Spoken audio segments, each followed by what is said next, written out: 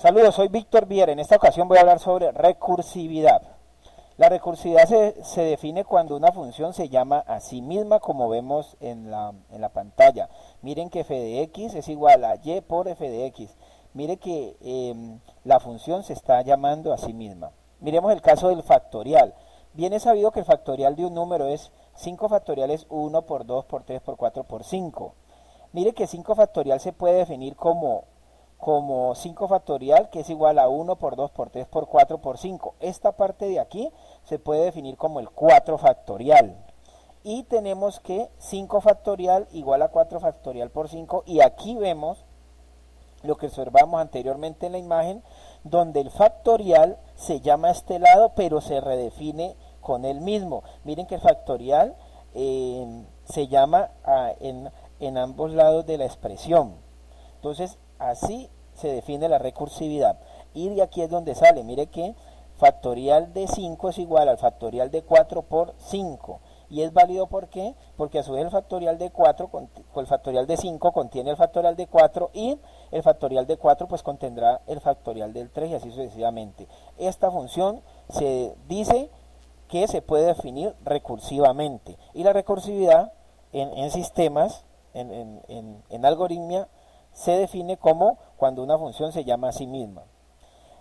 Entonces mire que aquí, ya llevándolo a una generalización, n factorial es igual a n menos 1 factorial por n. Claro, miramos aquí que 4 es 5 menos 1. Entonces acá definimos n factorial es igual a n menos 1 factorial por n. Si lo llevamos ya más a código fuente, tenemos que factorial, el símbolo factorial lo cambiamos por la palabra factorial de n igual a factorial de n menos 1 por n. Entonces mire que ahí pueden observar claramente cómo, de dónde nacen las funciones recursivas y cómo se define. Entonces a continuación lo que queda es mostrar el código fuente. Entonces mire que tenemos la función factorial donde le entra aquí un número. Y la función factorial o las funciones recursivas tienen un punto de parada. Como se están llamando a sí mismas, ellas deben de tener un punto donde parar y devolver el resultado. En este caso, cuando sea n igual a 0, porque como lo va llamando de n-1 sucesivamente, pues entonces cuando sea 0 debe retornar. Entonces mire que aquí se llama, si n es igual a 0, retorne 1, porque el factorial de 0 es igual a 1, y si no, si el dato es diferente de 0, entonces retorna a la misma función, pero con n-1 por n, lo que observábamos acá. Entonces, así se define la recursividad. Entonces, mire que aquí tiene el punto de parada y un punto donde se llama a sí misma. Esa es las características de las funciones recursivas. Aquí pues se va a mostrar el programa funcionando en Java, como serían los factoriales. Aquí está el programa factorial, lo voy a poner para que lo vean, lo copien, lo modifiquen. Este programa pues es de libre distribución y aquí ya está el código fuente normalito, no se hizo pues orientado a objetos, sino prácticamente estructurado y se utilizó pues a pesar de que esta es la clase pues que brinda Java, pero yo no hice otra clase diferente. Entonces mire que el método está aquí, se llama a sí mismo y coloquémoslo a correr. Ahí lo coloqué a correr con el factorial de 5. Entonces miramos, mire que 5, luego por 4, luego por 3, 2, 1, 0 y da el resultado. Entonces mire cómo la factorial empieza desde 5. Aquí llama el factorial de 5, pero ese factorial es igual al factorial de 4 por 5, luego 4 es por 3, luego 2, 1 y mire, ese es el resultado del factorial. Entonces aquí está el resultado. Uno puede colocar que el factorial llama como ventanas sucesivas. Entonces lo que hace el programa en memoria se puede representar como está aquí. Mire que él empieza desde 5 y el punto de pararse cuando el factorial está en 0. Luego retorna los resultados hasta llegar al inicio de donde se llamó. Si la función recursiva no tiene un punto de parada, pues obviamente se sigue llamando y el programa en un momento dado se bloqueará o quedará en un ciclo infinito.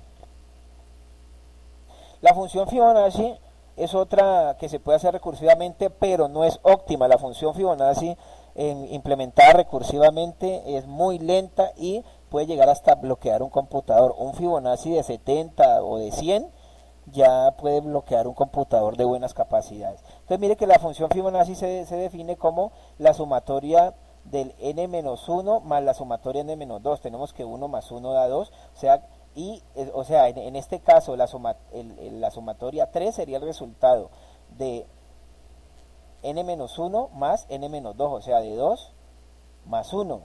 Estamos hablando de las posiciones. 5 igualmente sería el resultado de la suma de 3 más 2. Entonces mire que n actual es igual a la posición menos 1 más la posición menos 2. Eso se puede representar con una función recursiva, aunque como lo dije ahora, no es conveniente utilizarla. Simplemente se utiliza para demostraciones didácticas, pero no sirve pues para implementarlo normalmente. Entonces mire que fibo de n es igual a fibo de n menos 1 más fibo de n menos 2, hablando de las posiciones de los números. Este es un árbol que se construye para demostrar que no es adecuada la función de Fibonacci. Mire que el Fibonacci de 8 es igual al Fibonacci de 6 más 7. Pero el Fibo de 6 es igual al Fibonacci de 4 más 5. Pero el Fibonacci de 4 es igual al de 3, 2. Y mire que aquí se repite otra vez el Fibonacci de 3. Entonces repite mucho. Entonces este árbol está construido a partir de los Fibonacci. Mire que el Fibonacci de 2 es igual, de 3 es igual al Fibonacci de 2 y el de 1. Y aquí en 0 sí pararía porque aquí retornaría y se vendría por esta rama del árbol.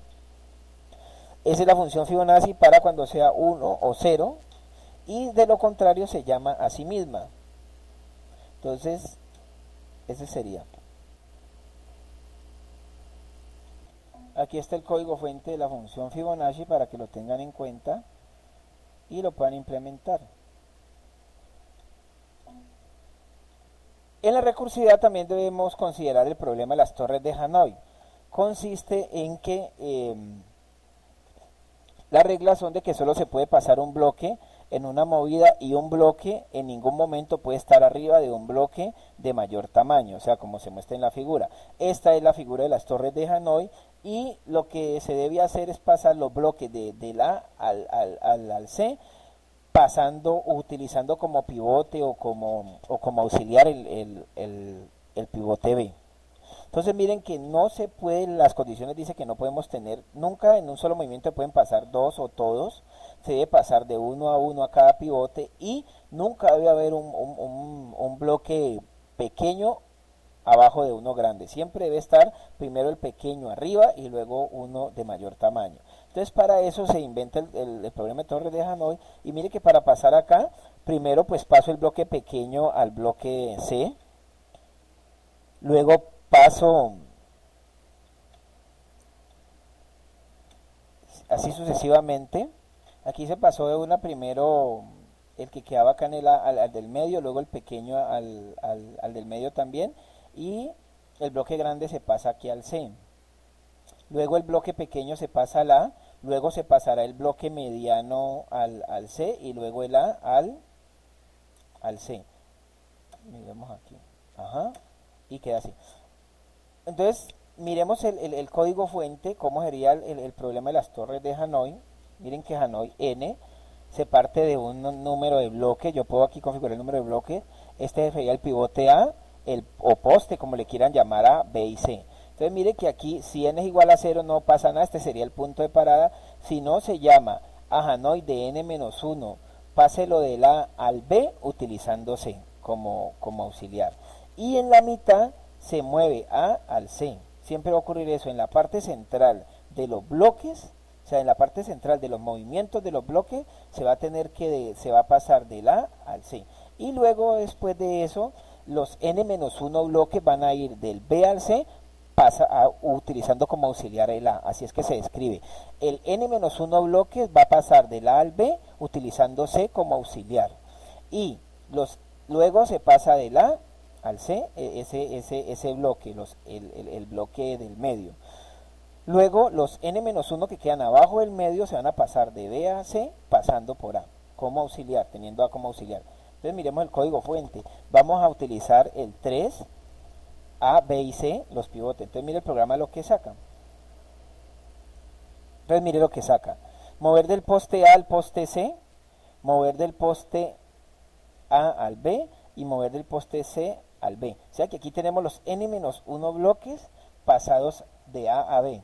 Luego en la mitad dice mover el poste de A a C. Luego mire que ya tenemos los n-1 restantes van a pasar de B a C.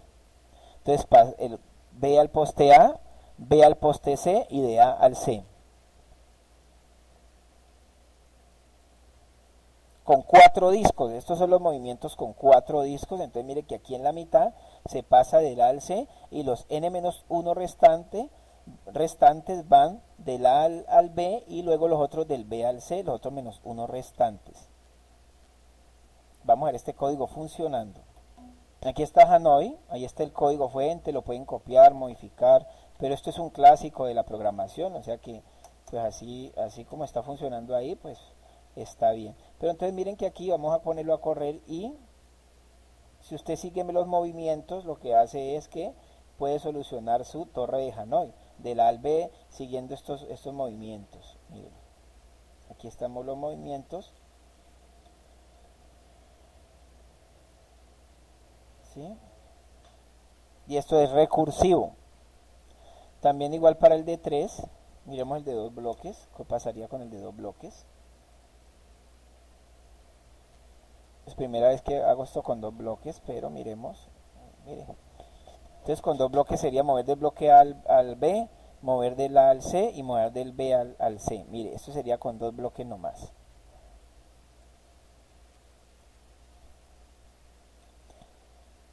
Entonces estos son programas recursivos que se definen sobre sí mismos, se llaman recursivamente. Y espero que les haya gustado este capítulo y que sea de ayuda para sus investigaciones y aprendizaje de la recursividad. Aquí se dieron ejemplos muy sencillos como el de Fibonacci, el de factorial, pero pueden investigar otros. Muchas gracias.